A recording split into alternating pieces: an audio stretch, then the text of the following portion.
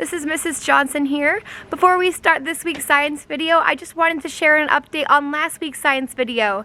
If you watched that one, you saw Mr. Johnson and I plant a garlic bulb and a watermelon seed in a jar and a pot, and we talked about what we could do to help them grow. Things like giving them water and sunshine and time in their soil so they could grow. And I just wanted to show you an update on what that looks like, okay? So here we have Mr. Johnson's watermelon, and there's a tiny little sprout coming out of the soil there. And I don't know if that's from what we planted, but I'm hoping that that is his watermelon starting to grow. This is my garlic that I planted, and it's really growing. I'm really excited about it. It's got roots, I know, because it got knocked off this little deck part and I got to see it come out of the soil. But look how big it's getting. So hopefully I'll have some tasty garlic soon. All right, on to the video. Hi families, this is Mrs. Johnson here. I just wanted to show you a really great way to incorporate some of our science concepts into your outdoor time. And these also fit in with some of our ABA curriculum activities as well as our language for learning lessons.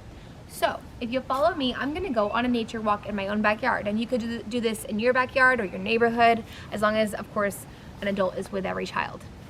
Alright friends, let's look.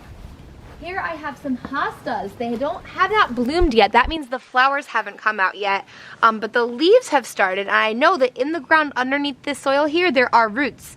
These hostas came from Mrs. LaChance's house. Last year I got them, and this year they came back. That means that they went into the ground in the winter time, and now they're coming back for summer. If we look over here, I could observe some of the things like this tree here. You might have noticed that a flower has roots and a tree has roots too. Sometimes you can see the roots of a tree coming out of the ground, like right here. You can see where it's popping up. A root may come up out of the ground there, but I can't see a root right now. I wonder if I can see a root on any other trees in my yard. I'm gonna look through. You can also look for things in your neighborhood or around in your area if you can, and look for things like if someone has a flower pot out, you could take a guess at what will grow there. All of these flower pots have soil in them, or most of them do, but none of them have any plants coming up yet. I wonder what will grow. In this one, these are hopefully going to be tulips, and in a couple of weeks I'm hoping to see some pretty flowers come out of them. There are no petals yet, and nowhere that I can see where a pollinator or a bee could land, but I hope they'll grow soon. What do you think they need to grow? Do you remember from last week? We talked about needing sunshine, soil, water, time. If we go over here, I have some more trees in my backyard. I can find leaves on their branches. Sometimes you might even find a branch off its tree. If you find a big one like this, I would call this a branch. And if you just find a little piece like that end, I would call that a twig. I'm walking through my yard. Careful for holes in the ground. And, oh look, this is where I planted some flowers. And guess what? Some of them have already bloomed and gone away again.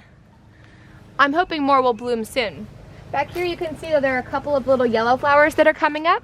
And my favorite ones are these purple flowers. So if you're looking at the flowers that you're finding, you could look and touch the parts. You could talk about the petals of the flower and the stem right there, this long green part, and the leaves. And you could notice that they might be different on different kinds of flowers, like they might have different shaped leaves or different color petals and other things like that. As you're taking your nature walk, it's okay to notice things that most people might not even notice, like I really like the grass that grows in my yard. And these, a lot of people call these weeds because they're not really supposed to grow, they just kind of come up wherever. But I have always been a big fan of dandelions, and look at all those tiny yellow petals. And look at the stem. Isn't that cool? So pretty. When it gets bigger and it starts to die, it'll look like this one. You can see underneath this dandelion where it'll start to look like that, right here in this underneath part. Do you think that's a real flower?